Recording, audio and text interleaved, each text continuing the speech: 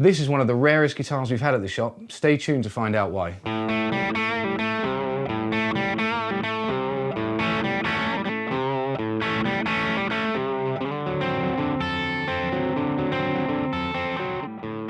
So, the year is 1958, and to keep up with some of the louder rock and roll music of the day, Gibson introduced the ES-335. It was a much more modern playing guitar than a lot of the electro-Spanish guitars they'd brought out before that. It was also equipped with a centre block to stop feedback and two of Gibson's PAF humbucking pickups developed during Ted McCarty's golden era at Gibson. Gibson changed the model over the years, so since its introduction in 1958, by 59 you see binding added to the side of the neck, which wasn't previously there. By the early 60s, you see a slimmer neck, just like on this model here, which we're going to talk about in a second. By 62, the dot inlays on the fretboard have been replaced with blocks. By the late 60s, early 70s, you start to see a new finish, which is walnut, where previously you would have only had blonde, sunburst or cherry available. By 1981, Gibson decided to reissue the early models by calling them dot reissues. As one of the most significant models in the Gibson lineup, it's remained in production from 1958 until present day.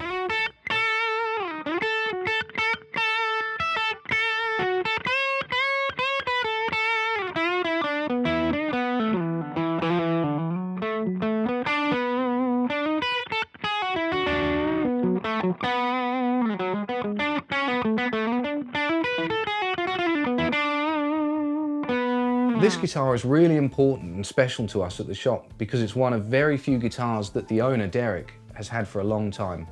He purchased it back in the early 80s while living in Australia from a local musician in Byron Bay. When he moved back to the UK in 1987 to start Guitar Village, he brought the guitar with him. It's been owned, gigged, played by Derek, used on recordings for a long time, until one day a musician, Neville Martin, popped in to say hello and fell in love with the guitar.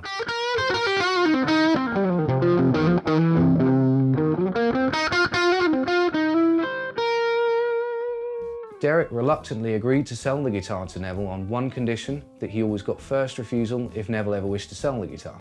True to his word, 12 years later, Neville came in with the guitar and sold it back to Derek. It's been in the shop again now for around 5 years. Sometimes Derek takes it home to hang it on his wall. He does play it now and then. I've even borrowed it for a gig. Once again, the guitar has sold to a close friend of Derek's and a personal collector.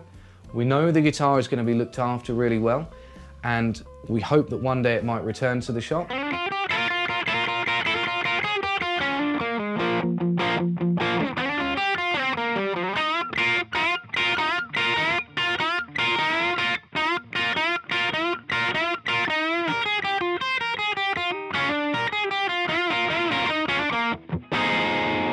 While I've played many vintage Gibsons over the years, this one is definitely my favourite. It's got one of the skinniest necks I've ever played on a vintage Gibson. Not something I usually go for in a guitar, but I actually really like on this one. The sunburst looks incredible. It goes from dark at the top to a really kind of light colour at the bottom, which I think fades in really well.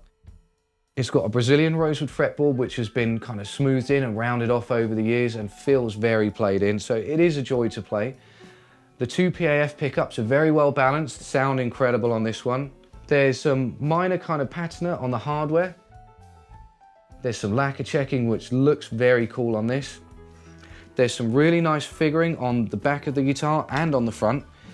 And I think overall it's just a joy to play.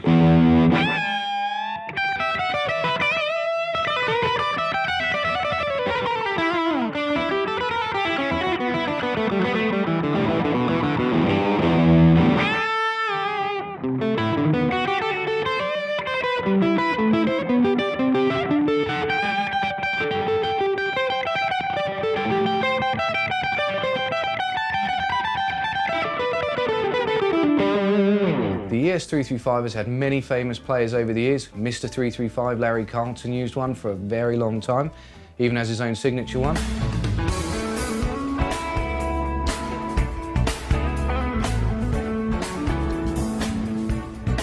You've also got variations on the guitar, like B.B. King's Lucille, technically an ES-355, but still pretty close.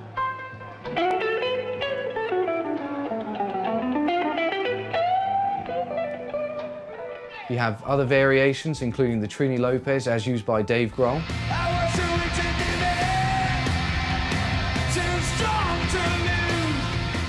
You've then got guys like Eric Clapton using a 63 with his famous Crossroads 335.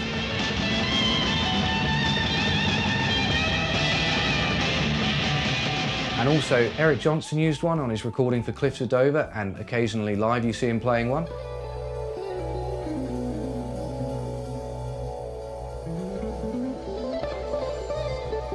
So that's our 1961 Gibson ES-335, which we're going to be very sad to see go. If you like this video and would like to see more about some of the vintage and rare guitars we have at the shop, please subscribe and give us a like.